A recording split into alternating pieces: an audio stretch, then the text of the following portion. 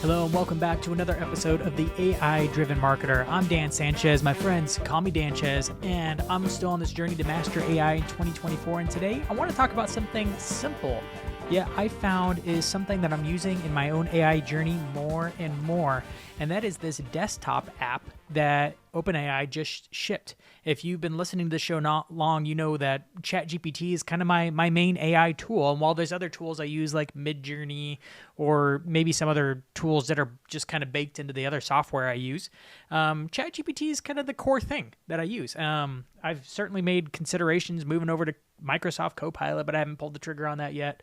But when they announced all the updates for their spring update, the desktop app was really intriguing to me because I don't use a smartphone at all. And that's a story for a different time of why I got rid of my smartphone.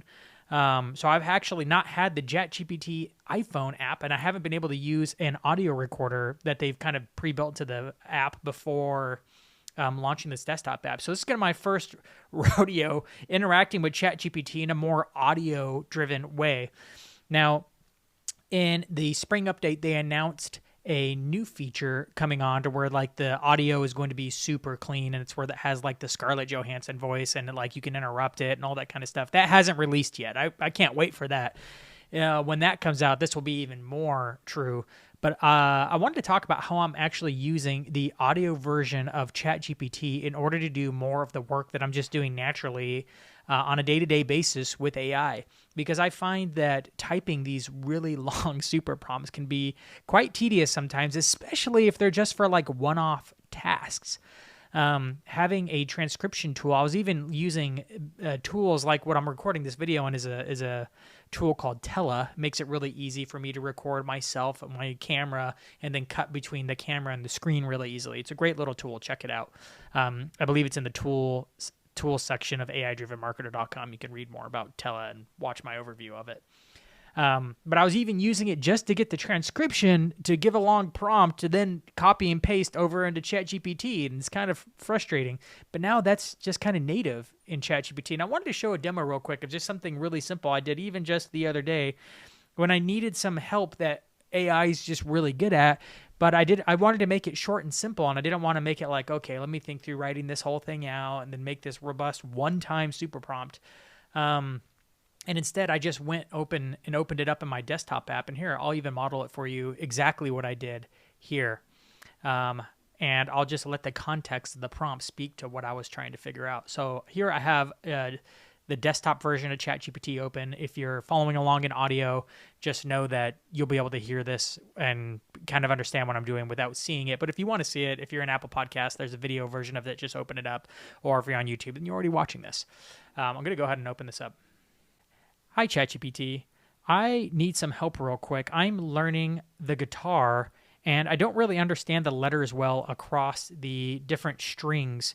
So could you help me learn what the letters across the strings are by coming up with a funny little phrase that helps me memorize the letters of the strings in order?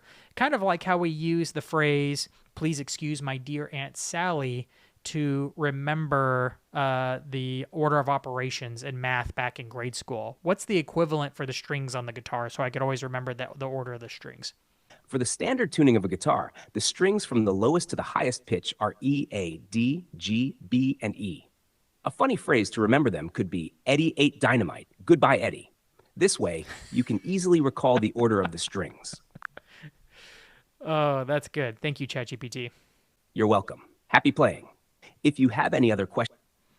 And there you go. And just interacting with it like that is really helpful because look how long this prompt is. It would have taken me a bit to just type that out, but it's so much easier to click record and just start just talking, right? That's how we used to delegate when we were back in the offices and talking to people. Like you used to turn over and talk to your neighbor or maybe a direct report across the office and be like, "Hey, Jenny, do you have a moment?" And they'd be like, "Sure." Like, how's it going with that one report? Could you change it over to me? I'm working on this PowerPoint. I just need it for this one slide real quick. I noticed you had it open on your desktop. Yeah, sure. Like these quick little verbal things like help a lot. when you have to go and formally type it out, it's kind of a pain. And I find just being able to like open up the voice recorder and just start talking to get it out of my mind and out into GPT is just so much faster. And like what I just gave it here, even though it's a fun little personal thing, is my daughter and I are learning how to play the guitar and needed to remember the order of the strings.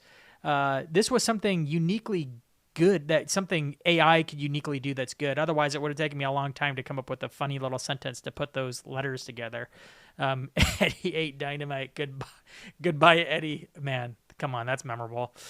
AI is really good at coming up with funny little creative things like that on the fly. So this was a good use case for it, but I'm only going to need this once because now I'm always going to remember Eddie ate dynamite. Goodbye, Eddie.